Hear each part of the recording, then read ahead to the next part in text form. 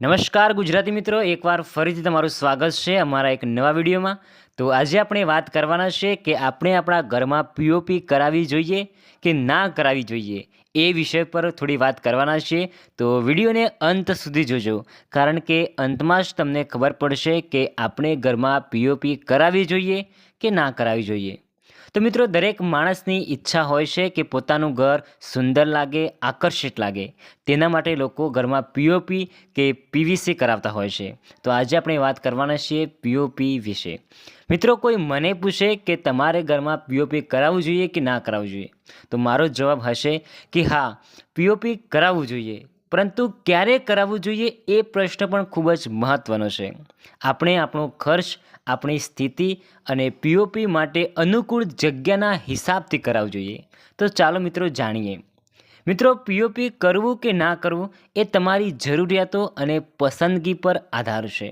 જો તમે સુંદર અને એક આકર્ષિત ડિઝાઇનવાળું ઘર ઈચ્છતા હોય તો તમારા માટે પીઓપી બેસ્ટ છે.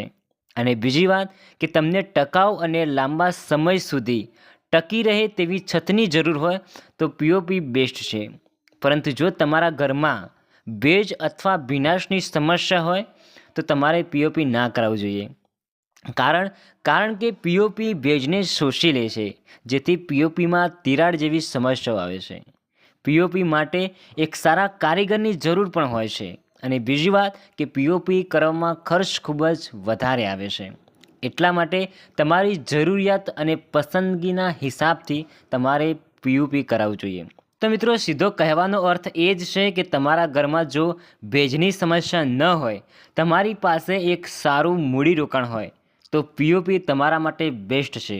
પરંતુ તમારા છત પર પાણી ભરાઈ રહેતું હોય, ભેજવાળી સમસ્યા હોય, અથવા તો તમારા ધાબા ઉપર કોઈ ઘર લીધું ના હોય અને ભેજની સમસ્યા રહેતી હોય, તો તમારા માટે પીઓપી યોગ્ય નથી. કારણ કે પીઓપીમાં તિરાડ પડવાની શક્યતા ભરપૂર રહેલી હોય છે ભેજના કારણે.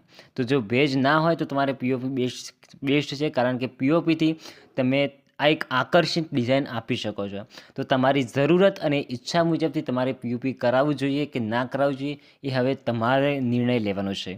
મેં તો તમને અહીંયા પીઓપી તમારે કરાવવું જોઈએ કે ના કરાવવું જોઈએ, એના ફાયદા અને ગેરફાયદા બંને બતાવ્યું છે. હવે તમારી ઈચ્છા કે તમારે પીઓપી કરાવવું જોઈએ કે ના કરાવવું જોઈએ. જો સારું મૂડીરોકાણ હોય, ભેજવાળી જગ્યા ન હોય, તમને સારી છત જોતી હોય, આકર્ષક ને સુંદર, તો પીઓપી તમારા માટે બેસ્ટ છે, કારણ કે તે લાંબા સમય સુધી ટકી પણ રહે છે. પરંતુ ભેજવાળી જગ્યા હોય અને તમારે મૂડીરોકાણ ન હોય તો પીઓપી તમારા માટે બેસ્ટ નથી. તમે એના સિવાય પીવીસી કરાવી શકો છો. પીવીસી પણ બેસ્ટ છે. એ સીધી લાઈનમાં ડિઝાઇન હોય છે. પીઓપી જેટલું આકર્ષિત હોતું નથી, પરંતુ પીવીસી કરતાં ઓછા ખર્ચમાં પીવીસી થઈ શકે છે. સારી એવી ડિઝાઇન પર બજારમાં ઉપલબ્ધ છે. તો મિત્રો, વિડીયો ગમ્યો હોય તો વિડીયોને લાઇક કરજો, અને આવા જ વિડીયો જોવા માટે આ ચેનલને સબસ્ક્રાઈબ કરજો. આપણે અવારનવાર આવા વિડીયો લાવતા રહીશું, સારા ઘરોની માહિતી તમને આપતા રહીશું. તો ફરીથી મળીએ એક નવા વિડીયો સાથે. હર હર મહાદેવ. જય હિન્દ.